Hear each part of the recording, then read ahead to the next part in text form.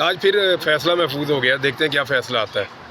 और उम्मीद तो मुझे यही है, क्योंकि जो प्रोसिक्यूशन साइड थी उन्होंने कोई चीज़ ऐसी सॉलिड बताई नहीं अदालत को जिसकी बुनियाद के ऊपर वो मुझे रोक सकें हज पे जाने से। और जज साहब ने जितने सवालात पूछे उनके पास जवाब नहीं थे। हमने जज साहब को सारा रिकॉर्ड और हर चीज़ प्रोवाइड की है, माजी का भी रिकॉर्ड दिया है कि ट्रैवल हिस्ट्री भी सारी दी है, बाकी सारा कुछ भी बताया उन्हें, मुकदमात की तफसील भी बताई है। तो जो अदालत के अंदर प्रोसीडिंग हुई है उसको सुन के तो, या जो वहाँ पे बातचीत हुई उसको सुन के तो साफ़ आइडिया हो रहा है कि अदालत मेरे हक़ में फ़ैसला देगी इंशाल्लाह और मैं हज पे जाऊँगा। लेकिन अभी फ़ैसला महफूज है और जब तक वो महफूज है तब तक मैं कुछ कह नहीं सकता। फ़ैसला आ जाए तो फिर पता चलेगा कि क्या फ़ैसला। इमरान भाई, एंटी करप्शन पंजाब का आपसे क्या है मामलात हैं, क्योंकि वो कह रहे हैं कि उनकी वजह से ये रखा गया है दोबारा से। मैं तो किसी सरकारी पोस्ट पे कभी रहा भी नहीं, और ये मुकदमे की दुर्गत बन गई थी। वहाँ पे पूरी अदालत एंटी करप्शन वालों पे हंस रही थी। डीजी को जज ने 2 दफ़ा बुलाया, वो आए नहीं। यानी कोई आदमी भी इसमें पेश होने के लिए और सामने आकर इसको फेस करने के लिए तैयार नहीं था। और एंटी करप्शन का अमला मेरे से बाकायदा मादरत कर रहा था बार बार कि खान साहब हम मजबूर हैं, हमें गवर्नमेंट ने मजबूर किया हुआ है, वरना हमें पता है कि आपका इससे कोई ताल्लुक़ नहीं है। मैं तो कभी किसी सरकारी ओहदे में भी नहीं रहा।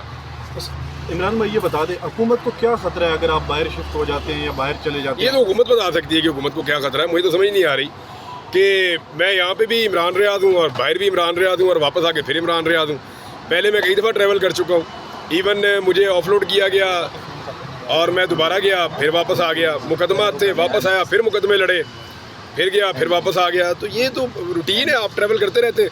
ये ज़रा हज वाला मामला है, इसलिए थोड़ा हसास है कि मैं चाहता हूँ कि मैं ज़रा चला जाऊँ, टाइमली चला जाऊँ, हज कर लूँ।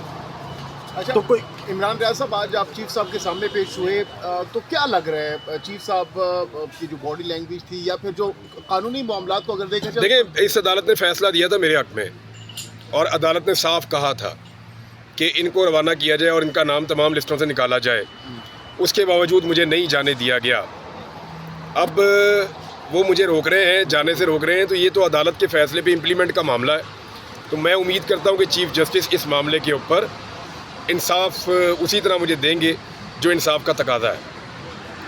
आप नहीं समझते कि अदालत में पेश हुए हैं, उनके साथ नून लीग के भी वो जो है इज़हार यकजहती के लिए आए हुए हैं, तो वो आज़ाद हैं, और फिर जो है वो नून लीग वाले और पीपल्स पार्टी वाले उनके साथ इज़हार यकजहती कर रहे हैं, क्या कहेंगे? कोई भी आज़ाद नहीं है, सबको पता है, कोई भी आज़ाद नहीं है। सारे बंधे हुए हैं बेचारे, हाथों पैरों से बंधे हुए हैं, ज़बान से बंधे हुए हैं, दिमाग और सोच से बंधे हुए हैं, बहुत बुरी तरह कैद में है बेचारे। कोई आपको ऑफर दी जाती है कि आप बाहर ना जाएं किसी तरफ से? कोई नहीं, कौन ऑफ़र देगा, किसकी ज़रूरत है? कोई हुकूमत या कोई और? नहीं, कोई नहीं, कोई ऑफ़र नहीं।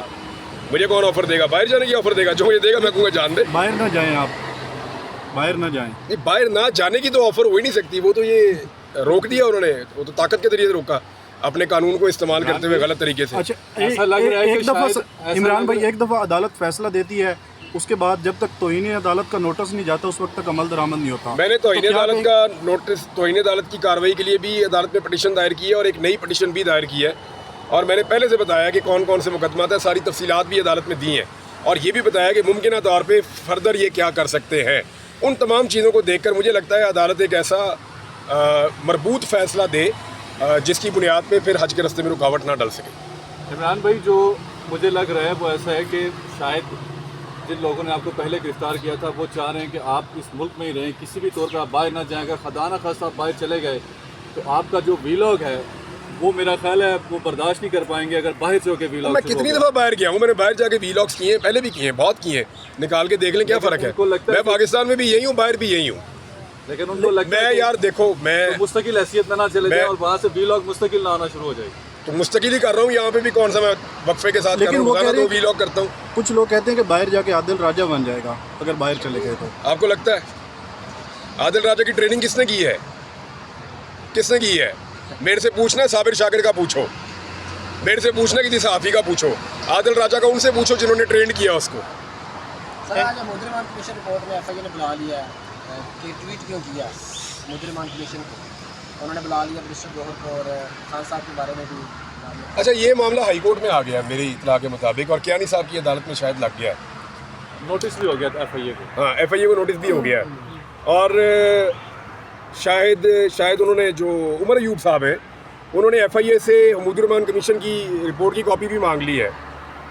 देखिए ये वो मैटर है जिसको पाकिस्तान की रियासत कभी भी नहीं चाहती थी कि इसके ऊपर डिस्कशन हो, लेकिन अब इमरान खान के चक्कर में इसको भी अंडर डिस्कशन लाया जा रहा है। तो अब ये चीज़ें खुलेंगी कि एक्चुअली महमूद रहमान कमीशन क्या है, उसकी रिपोर्ट क्या है, वो किस तरह लिखी गई, किन हालात में लिखी गई, लोगों ने क्या क्या कहा, क्या रिकमेंडेशंस थी, किस किस्म के हकायक थे, तो वो सारी चीज़ें सामने आएंगी। इमरान भाई ये लोग थकते नहीं है इतना टारगेट कर करके हम लोगों को? आपको कहाँ टारगेट किया? सर आपके सामने हूँ मैं तो। आप एक्चुअली मेरे साथ आप मेरे साथ भी इधारे एक जैती कर रहे हैं सर, ये पार्ट ऑफ द गेम है। देखें कभी उधर कभी इधर ये चलता ही रहता है जब से है, इसीलिए तो हम कहते हैं कि सबको अपनी डोमेन में रहना चाहिए, मुल्क में रूल ऑफ लॉ होना चाहिए। अच्छा, रात को आपने एक बच्चे के साथ इंटरव्यू भी दिया आपने उनको, तो आपने उनको कहा कि मैं वहाँ जाकर सबके लिए दुआ भी करूँगा, तो अपने मुखालिफिन के लिए भी दुआ करेंगे? मैं सबके लिए दुआ करूँगा, अल्लाह ताला सबको वो हदायत दे, कम से कम हदायत की दुआ तो की जा सकती है। इमरान भाई ये जो जलसे हो रहे हैं, ठीक है, जब भी जलसा करती है खैबर पख्तूनख्वा, जब भी जलसा करती है खैबर पख्तूनख्वा, इससे क्या असर तासुर दिया जा रहा है कि पंजाब में वो कर नहीं सकते या आवाम को इकट्ठा नहीं कर सकते, या जो ये कर रहे हैं क्या पंजाब में अगर ये जलसे करें तो ज़्यादा प्रेशर नहीं डाल सकते हुकूमत? मेरे ख्याल में खैबर पख्तूनख्वा में 1 मिलियन आदमी भी इकट्ठा करें कोई फ़र्क नहीं पड़ता। पंजाब में अगर 50,000 आदमी इकट्ठा करें तो उससे ज़्यादा इम्पैक्ट है।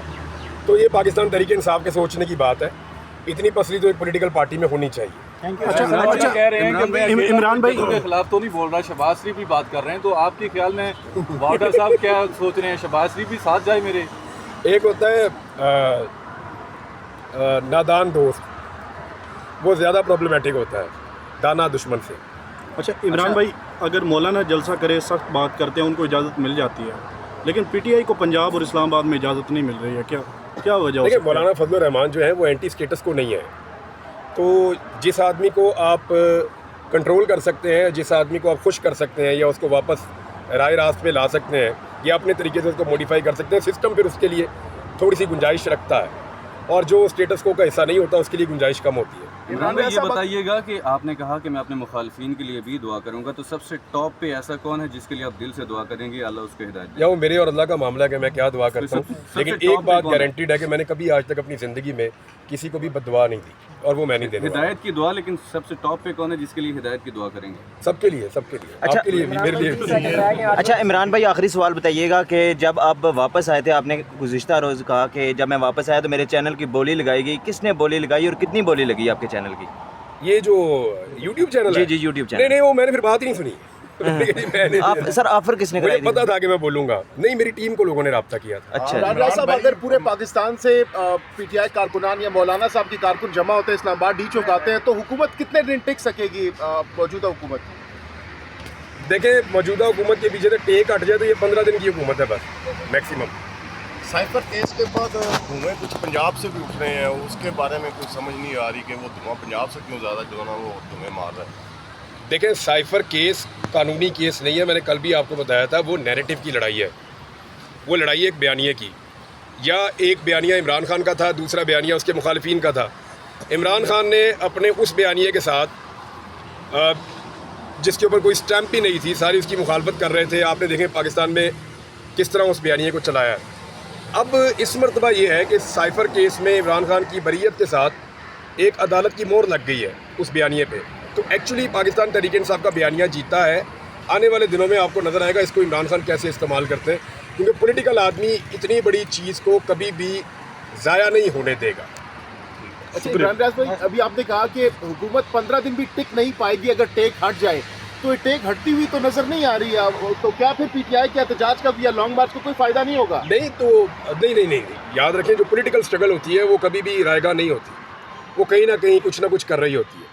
दूसरी बात यह है कि तमाम इदारों को और स्टेक होल्डर्स को सोचना पड़ेगा कि जिस हुकूमत को डिलीवर करने के लिए लाया गया था, मैं आपको सिर्फ खैबर पख्तूनख्वा की एक मिसाल दे देता हूँ, मैंने सुबह इस पर बात भी की है। उनके जो सबसे बड़े बड़े मेन प्रोजेक्ट थे पूरे सूबे के, उनमें से 91 प्रोजेक्ट जो आधे से ज़्यादा हैं वो ख़त्म कर दिए वफाकी हुकूमत ने। ये तो मुल्क में तरक्की करने आए थे, ये तो मुल्क की मईशत को बेहतर करने आए थे।